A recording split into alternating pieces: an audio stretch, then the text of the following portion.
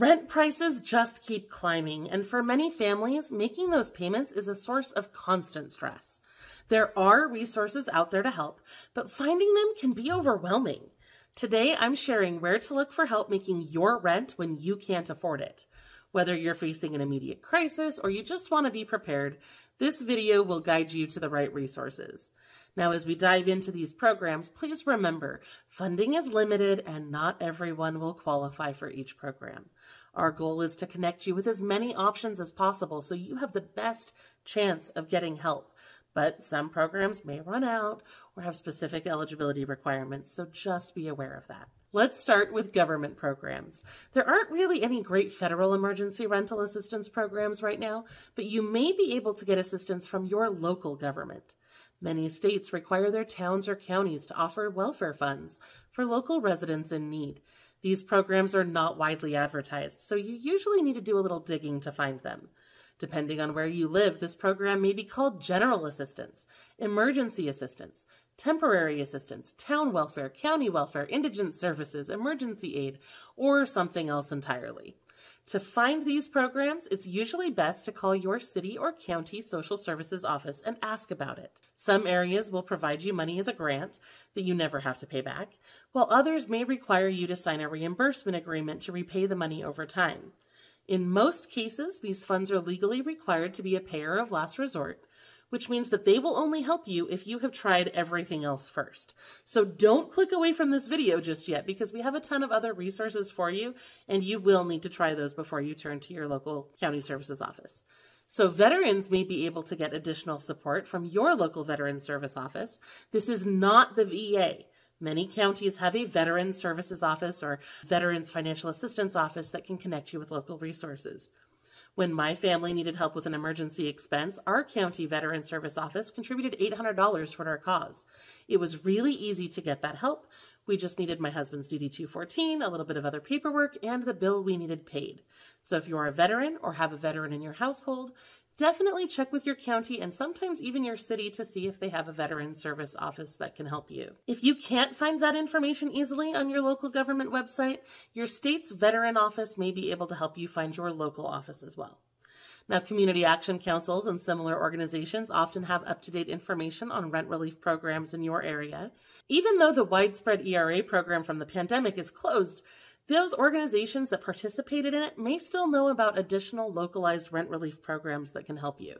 Contact your local community action council or search for similar organizations in your area to see what resources they offer and what resources they know about in your area.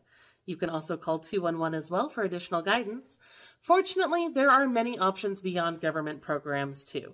A variety of charities and organizations like the Salvation Army and Catholic Charities may offer help with rent, especially during emergencies. I found a lot of resources for rental assistance, and many of them have very specific eligibility requirements.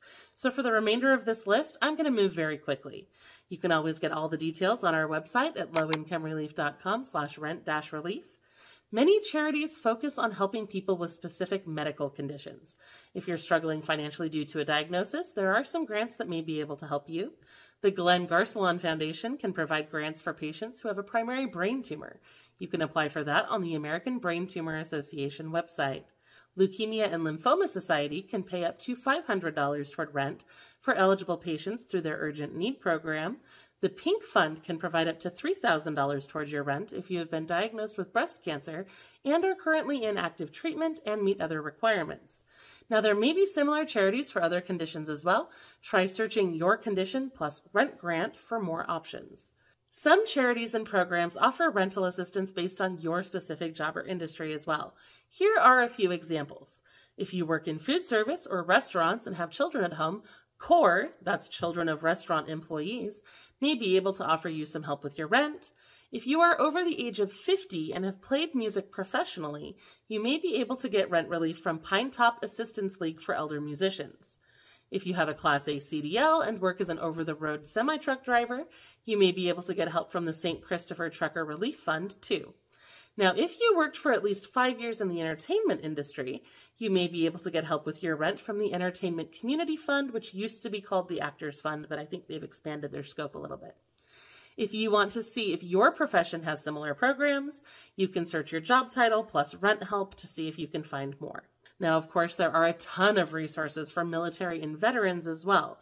So if you're struggling to pay your rent, you may be able to get rent grants from organizations like Army Emergency Relief, Helping Hands for Freedom, the Navy Marine Corps Relief Society, Operation First Response, Operation Homefront's Critical Financial Assistance Program, the Semper Fi Fund, and more.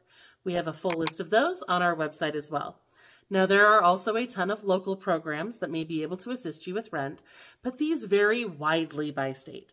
Since I can't cover every single local option, definitely go check out our website for details on that. But even if I can't list every option in this video, I will tell you how to find them anywhere. As a general rule, you should always check with your local Community Action Council, Salvation Army, and Catholic Services if you need emergency rent assistance. Please remember, you do not have to be Catholic to get help from Catholic Services. I'd also recommend calling 211 for details on any organizations that may be offering rent relief in your area. While the 211 operators are not caseworkers, they are a great starting point. They have access to some great resource databases, and that's why I still recommend them. However, I also recommend reaching out to other organizations and checking our list for additional insight and referrals, just in case there's something that 211 might have missed. Now, another word of warning for you. Many people will tell you that you should turn to Section 8 or your local public housing authority for emergency rental assistance. However, their programs usually take a substantial amount of time, with wait lists sometimes lasting for years. While it's absolutely worth applying for these programs if you qualify for long-term help, they're usually not going to be able to help you if you need to pay your rent this week. That being said, your local public housing authority might know about other rent relief programs in your area, so it might be worth checking in with them as well. We've covered a lot of potential resources today, but finding them is just the first step. Let's talk about how to maximize your chances of getting approved for that assistance. First, you need to act fast. These programs have limited funding, and there are often wait lists for the more popular ones. You need to apply as soon as you realize you're going to need help. Second, gather all your documents right away. You'll usually need ID and proof of income for every adult member of your household, as well as proof of identity for any children. If you've received an eviction notice, you'll need that too, and it never hurts to have more documentation than you need, so don't worry about over-preparing. On that note, I will never forget when I had to go to my local Community Action Council for help. We had 13 people living in our house at the time, and the caseworker was shocked that I brought all of my paperwork together at my first appointment. She confided in me that their team had literally drawn straws to see who would have the bad luck of working with me because they assumed that it would be a nightmare to get all of my paperwork together. Since I had it all ready to go, my appointment was short, easy, and I got the money I needed right away. It pays to be prepared. Third, be persistent. Don't be discouraged by initial rejections. Sometimes your application may be denied just because you missed a detail in the paperwork. Follow up if you don't hear back. Ask if they know about any other programs that may be able to help you. Whatever you do, don't give up. And don't forget to check out our video about hardship grants for more ways that you can get emergency financial assistance. I'll see you there.